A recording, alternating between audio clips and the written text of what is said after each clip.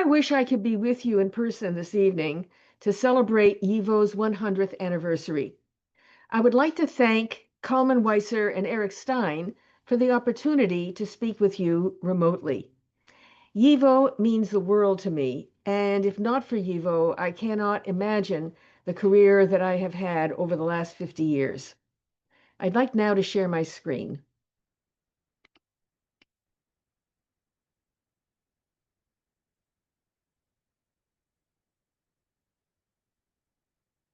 The story begins in the fall of 1967 at Indiana University in Bloomington, where I had entered the folklore program for a PhD in folklore. And during the first semester, I took a course in research methods with Jerry Mintz. Just so happened that he had written his doctoral dissertation on legends of the Hasidim based on fieldwork in Brooklyn. Now, that semester, I was also taking a course in Russian folklore with Felix Oinis, an Estonian folklorist. And we were reading Russian folklore by Sokolov, a Soviet-era textbook.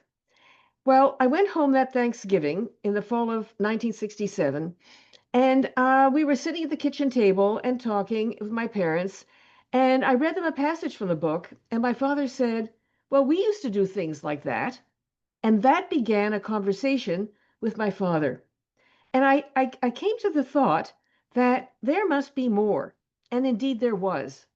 Now, it turned out that Robert Klimash, who got his PhD in folklore from Indiana University, was then head of the Center for Folk Culture Research at the National Museum of Canada in Ottawa.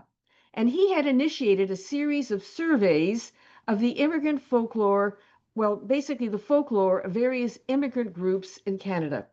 And so that fall in 1967, I contacted him and I asked him, would he be interested in a survey of Yiddish folklore? Because I had the feeling that in Toronto, certainly my family, our friends, the wider community, I thought there was really potential there. And he said yes. Well, the moment he said yes, I called Michel Herzog in New York. Now, I'm sure that many of you know Michel or know of him. He also is a Torontonian, but I knew Michel from when I was a child, and he was the director of Camp Kfutza on Lake Erie, a Habonim summer camp. And during the time that he was director, he was actually writing his doctoral dissertation under Uriel Weinreich at Columbia University on the Yiddish language in northern Poland, its geography and history, based on the language and culture atlas of Ashkenazi Jewry. And so Michel had been always very encouraging, and I had graduated from being a camper at Camp Kutza to being the director of their arts and crafts program. And so I had come to really know Michel well, and I had a feeling he would be tickled by this news. So I called him and I said, Michel, guess what? I've been contracted to do a survey of Yiddish folklore in Toronto. And he said, I'm sending you an airline ticket and I want you in New York in 2 weeks. So I flew to New York and he took me immediately to YIVO. And I don't think I was aware of YIVO before this trip. I don't recollect. I don't think I was. But the experience, that visit was utterly, utterly transformative. He took me to the library. He took me to the archive. And I remember the moment where I seem to recall that it was a vault where the most precious, precious things in the YIVO collection were safeguarded. And what I recall most is a sound recording of Sholem Aleichem reading one of his monologues, Wenn ich bin Rothschild. And I was just astounded. You mean to say that there's an institute that it began in Vilna in 1925 to study all things Yiddish in the Yiddish language, and scholars and academics and research? It was a revelation. I had absolutely no idea. And so Michel then took me to meet Max Weinreich. I had an audience with Max Weinreich and with his wife Regina in their apartment. It was shortly before Max Weinreich died, and I recall the room with the walls were lined with glass bookcases.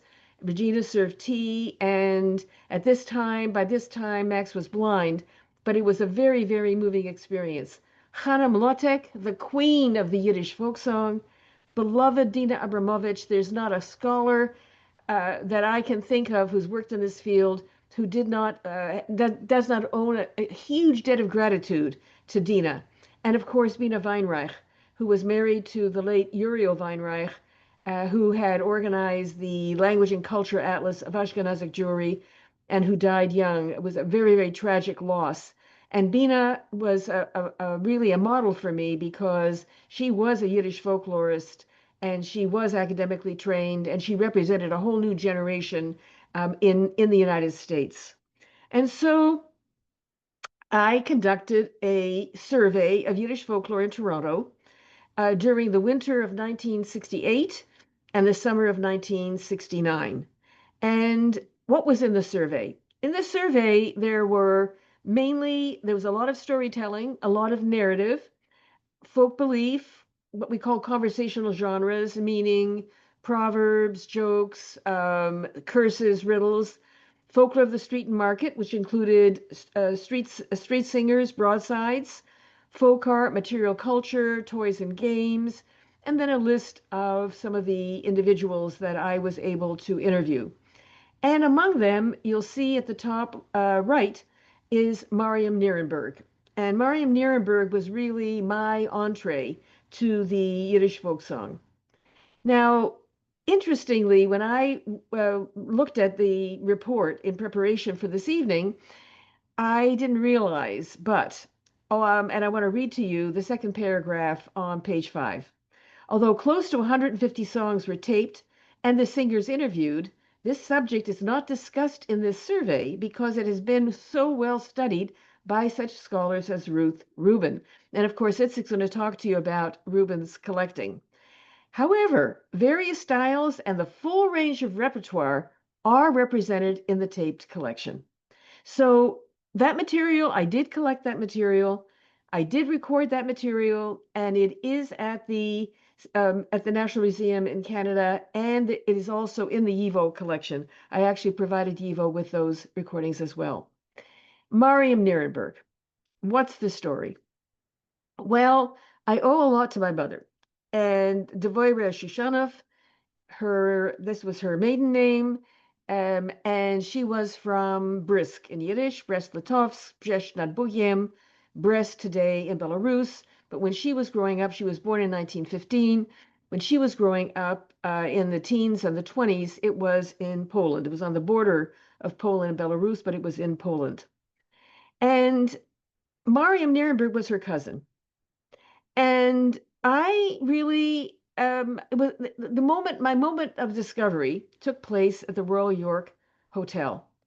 And the Royal York Hotel was where my mother's sister, who was a very successful manufacturer's representative for ladies' lingerie, she had her showroom there and she also lived there. She essentially had her rooms there. And periodically she would have a dinner, she would invite us. And one evening she invited Mariam as well. And I want to convey to you what happened that evening. And I described that evening in my eulogy for Mariam that I delivered in 1991, the year that she died. So I'd like to turn to this eulogy. Mariam was a jewel in our family, a rare treasure. I'll never forget the first time I realized that she carried within her the living Yiddish folk song tradition. It was in 1967 at the Royal York Hotel. My mother's sister, Sylvia, may she rest in peace, had her showroom there. We were all invited to dinner. We sat around the table afterwards, and Sylvia begged Mariam to sing. In fact, what she said was, Mariam, sing. She loved Mariam's songs. My mother did too. And what my mother told me was that Mariam would come from her little village outside of Brisk, and she would stay with my mother. They'd sleep in the same bed, and my mother would pinch her and not let her go to sleep until she would sing her song after song after song. So my mother loved Mariam's songs also, and Mariam began to sing, and I was shocked. There in my midst, in my very own family, the Yiddish folk song was alive in Mariam. Songs from the oldest strata of the repertoire, centuries old, that she remembered from her little town in Polesia. Songs of love, songs of war, songs to delight children, songs of longing for youth. She sang songs for all occasions, weddings, bar mitzvahs, parties. What would a simcha in our family be without Mariam and her songs? She gave us a gift that no one else could give us. She carried these songs from Europe to, in this case, Canada. She kept them alive for us. I listened then, and I could hardly believe my ears.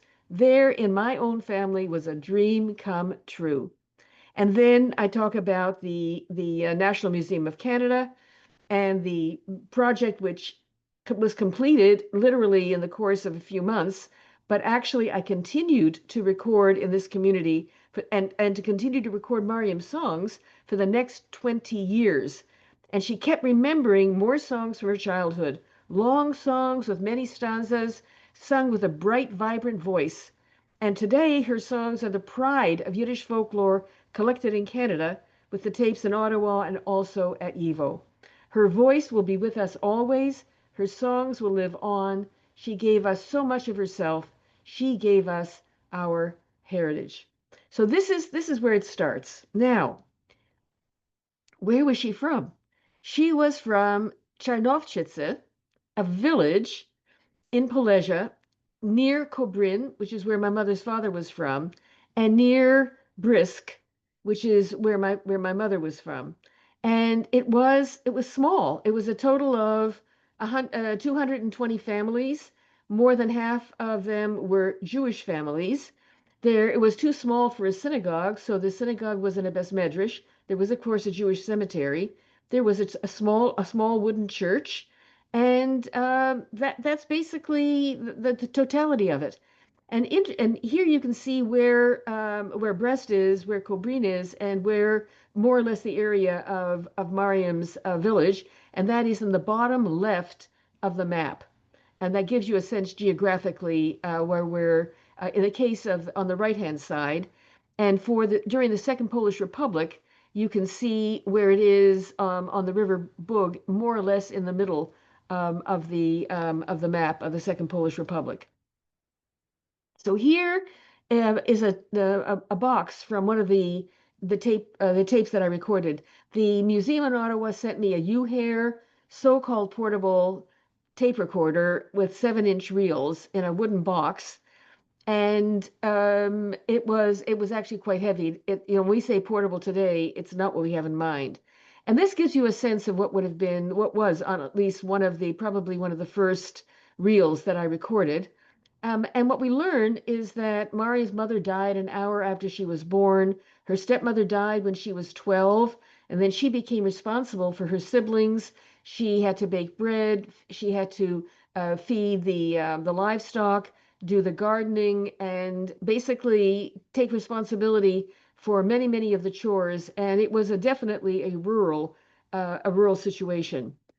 Now in Canada, she and her husband had a notion store downtown in the immigrant neighborhood, and then they moved. But you get a feel for their orientation. Her husband belonged to the Farband, and she spoke Yiddish to her own children at home. And then, of course, she is singing. There are a whole range of songs. Among them, some of my absolute favorites. Zwischen die Berg die Grine is one of my absolute favorite of her songs. And so here are some more examples of the content of these tapes and the kind of interviewing that I did and asking her about where she learned them and who she sang them to, and then of course she would actually sing the songs themselves. Now, interestingly, in the early 1970s.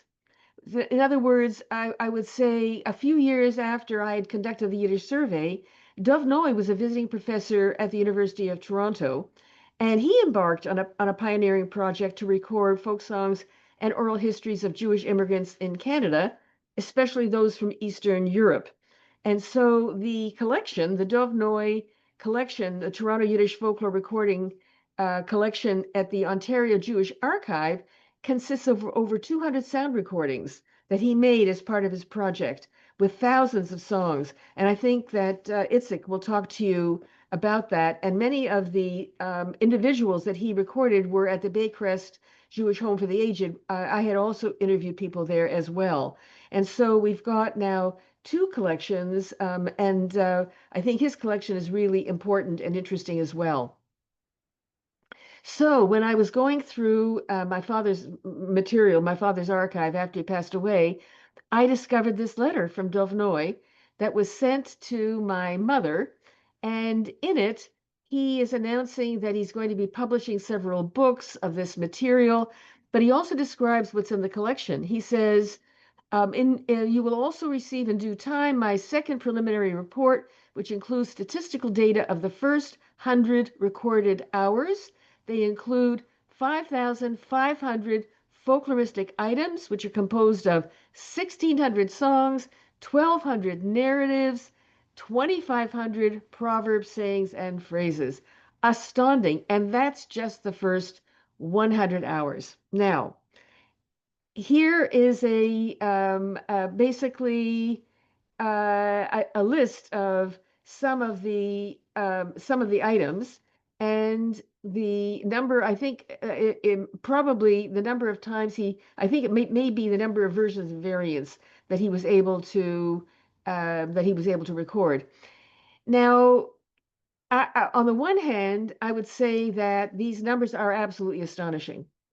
But this approach to collecting is very, very different from the project that I want to take you to.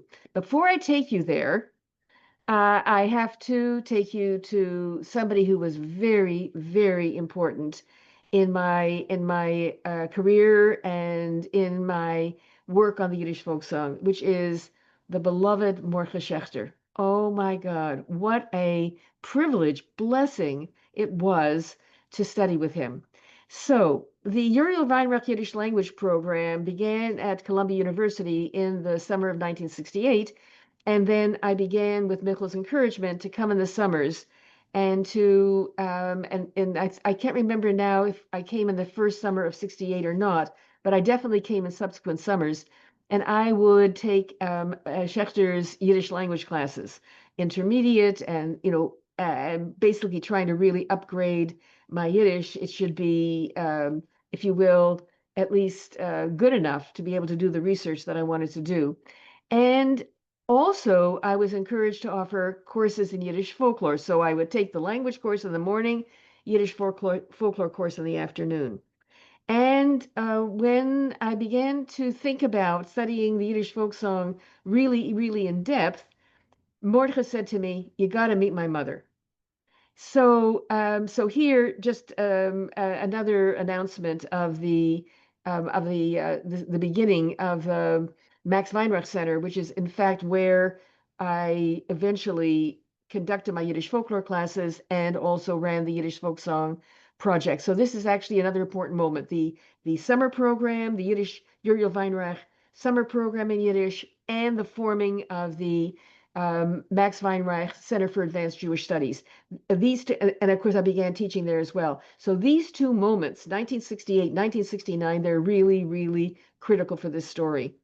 And I've forgotten whether it was Eddie Portnoy or somebody sent me this photograph, and because this is my team.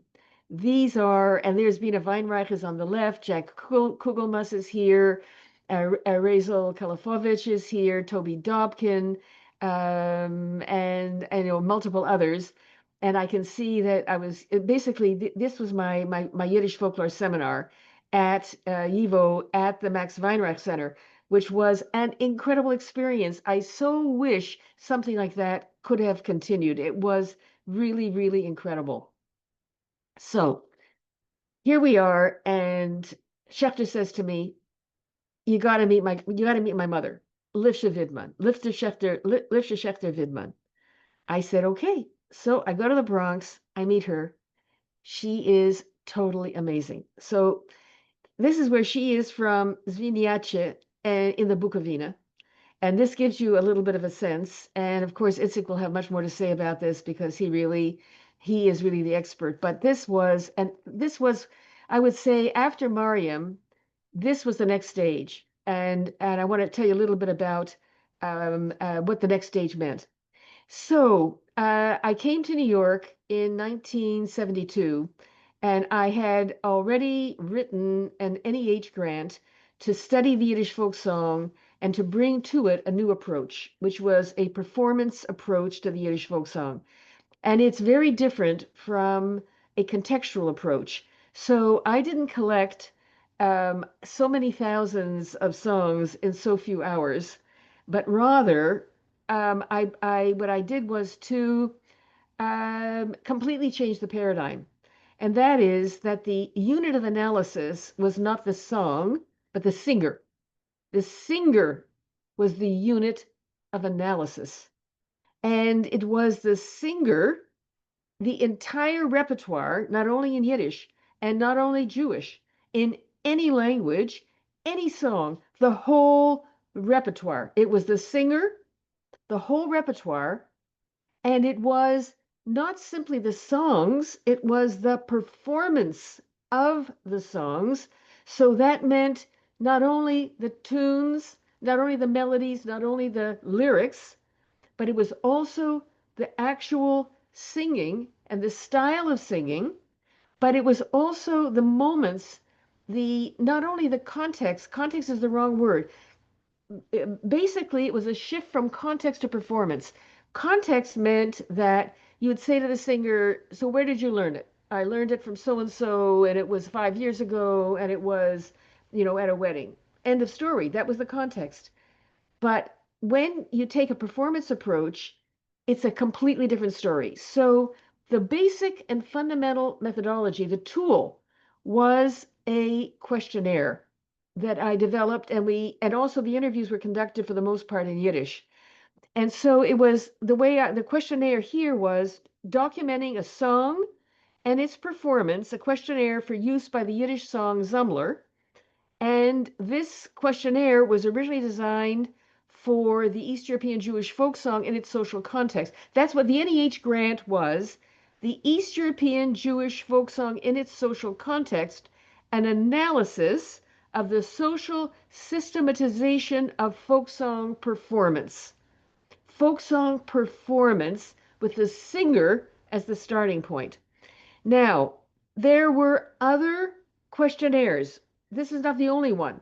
There was a questionnaire just for the life of the singer. There was including the singer's musical concepts, taboos surrounding singing, and musical behavior associated with holidays and other special contexts. Questionnaires were prepared in Yiddish, interviews in Yiddish, and I have the Yiddish questionnaire is in the collection at YIVO as well. Now, what does it mean? What does it mean to bring a performance approach and to study the song as a performance? So there are a lot of questions here. Of course, the usual ones: date, name of singer, how was the song elicited? Did the singer spontaneously offer the song, or did the interviewer offer a prompt? What was how did the singer refer to the song? Did the song have a title, or did the singer only refer to it by its first line? Are there additional lines or stanzas or sections? Because sometimes Livsha wouldn't sing the last stanza because she said it was too sad. But if I didn't ask her, were there any additional stanzas, I wouldn't know. Then there was a question, if there were additional, could you sing them? Explain where they belong. If there are additional lines, why did you not sing them? Did you forget them? Were there other reasons? The earlier collecting of folk songs, they never would ask such questions. Did you add or change anything, any words, any lines? So, for example, sometimes there were changes, and particularly if it was felt that the song was too sad. That was one of the things that I found astonishing. Did you add anything? Where did you take the additions from? Which parts were added? Did you take them from another song? In what languages? When did you hear the song? Where did you hear it? Who did you hear it from? Was there a printed source? Did you hear it on the radio, television? Did you see it in a film? Did you begin to sing the song immediately? If not, or do you recall the first time you sang it? On which occasions do you usually sing it? Where and when was this song popular or well known? How old is it, if you know? Or, how far back does it go, at least in your memory? Do you know other tunes to the words? Can you sing it? Do you know other words to the tune? What kind of song is this? So, in other words, the answer might be it's a love song or it's a dance song. Then there were, um, other kinds of questions like, how does a song make you feel? What feelings do the words of the melody call forth? Do you like this song better than other songs? Is it one of your favorites? Why? Do you think that the melody is a Jewish one? Explain. Can anything be learned from the song? Because some of them were, in a way, they carried a moral. Does the song remind you of particular moments in your life? Are you aware of a source, printed or other, for the song? And then some observations from the interviewer. Did the singer sit or stand? Was anybody else present? Were there distractions? So you can see that if you do this kind of an interview, and if you also have a questionnaire on the singer's life, and you interview a singer, it tells you it's a completely different approach, a completely different project. So, what did the Yiddish folk song project offer? It was in-depth treatment of singers and songs, broad geographical area, each major Jewish cultural region represented by singers from White Russia, Ukraine, Bukovina, Central Poland, Galicia, and elsewhere. And it provides the excellent research opportunities for studying this particular community as an ethnic minority, which settled continuously over a vast geographical area and came into contact with a variety of co-territorial cultures. This is really taking inspiration from the Language and Culture Atlas of Ashkenazi Jewry. So as such, the data is well suited to studies of cultural contact, ethnicity, and the sociolinguistics of expressive behavior in the musical sphere. But also, there's a wide age range of the singers from their late 40s to their late 80s, and instances where we were able to interview more than one generation in a single family.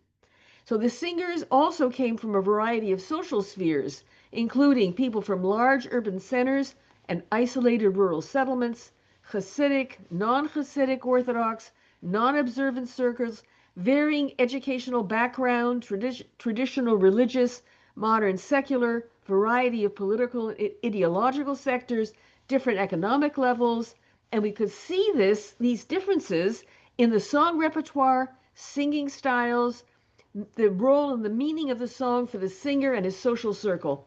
So this project documents for the first times the social milieu of song in this society. This is not simply the context of a song, the social milieu of the song and the singer in this society. And in other words, what traditional East European Jewish singers actually sing, the range and the variety of their repertoire, how they learn to sing, what songs and singing mean to them, how song performance is organized and functions within their life and community. And also, and this is, I don't know to what extent Dov did this, because I think he was interested, I mean, he probably was interested in versions and variants also, but we were especially interested in recording the same songs from a given singer more than once, and in some cases several times over an extended period of time, because we felt that each performance is unique. It isn't a matter of somehow or other getting, quote, the song, because we were recording performances, plural, even if they were performances of, quote, the same song, thus providing valuable material for the study of stability and change from performance to performance and also over time and generations. What this does is to create if you will, a corpus in the Yiddish folklore scholarship that is truly unique. focus on the individual singer, and in-depth study of her or his musical biography, and in its concern with the careful and detailed documentation of each song in the repertoire. So, 240 hours of tape recordings of 75 singers, 3 hours of videotape, 3,000 pages of transcription, 2,000 recorded and documented songs, in-depth interviewing of 13 singers, photographs, memorabilia, an indexing of 184 hours of tape, 92 hours transcribed, indices and other finding tools to be able to access the collection. The final report was submitted in 1975. The grant period was 1973 to 1975. And this is a table of contents from the grant report. So the training of research assistants, which we did in the graduate seminars at the Max Weinreich Center, the archive itself, the contribution to theory and method and comparative studies, the database, the status of the project, the anticipated dissemination, and then the attachments, the field guides, the tape index, the guidelines for analyzing the songs, samples of the data, and also a prospectus that we had hoped to produce a reader, which we finally didn't do. And so, to give you a sense of the sort of the nature of the report, this would be from the background, the way the report starts. Now, what we did produce was an LP with liner notes. Unfortunately, you know, Apple Tunes and CDs and cassettes, they don't come with liner notes, but LPs do. And we produced beautiful, beautiful liner notes. They were prepared with Mark Slobin and with Hannah Mlotek. And I had the great privilege of working with Mark and with Hannah on this. And these were really dedicated to Mariam Nirenberg, for whom I had really wonderful recordings and great material. And she was really I would say, she was my case study. Livsha Widman had been studied also previously. There had been extensive recordings made of her, and I knew that Itzik was really in a very good position to write about her. So I focused on Mariam, and of course, this is perfect for celebrating YIVO in Toronto, because this is a Toronto story. And so you can see here we included 23 songs. We included several macaronic songs. Those are songs in multiple languages. They included, I think, the local, one of the songs is a drinking song, which I think is probably in a Belarusian, Polesian dialect. And then the Ach Odessa, and some really classic songs, some little songs that were, I think, the Grine Kachke is here. But there's some of my absolute favorites, and I hope that there is an opportunity for you to hear at least one of them. I have a couple of personal favorites. One of them is Schwarze Karshalach, the black cherries, but there are many, and it's a really, really wonderful, wonderful recording. And with that, I will end, and I will really thank again Kalman Weiser, Eric Stein, Itzik Gottesman, who's always been a great inspiration for me. What he has done for the Yiddish folk song is, and continues to do for the Yiddish folk song, is really unbelievable. And I think that you're in, if you've not already had a great evening, you're in for one. So thank you again. And I wish everyone well, and I congratulate YIVO on the 100th anniversary. And I am eternally, eternally grateful for all the opportunities that YIVO provided me during more than 50 years of working in the field of Yiddish folklore and Yiddish folk song.